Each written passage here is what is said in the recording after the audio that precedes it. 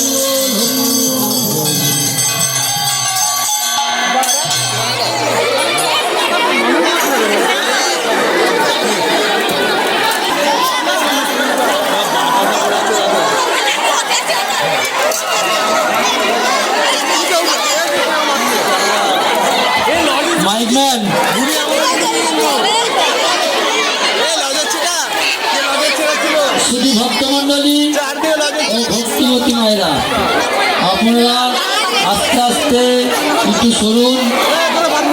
এইবার প্রসাদ বিতরণ হবে, মহাপ্রভু প্রসাদ বিতরণ হবে। আপনারা একটু ধৈর্য ধরে আস্তে আস্তে জায়গাটা পরিষ্কার করার সুযোগ দিন। আর যারা যারা এই হরিসভায় ভোগের মালসা নিয়েছেন তারা ঠিক আস্তে আস্তে নেওয়ার চেষ্টা করবেন।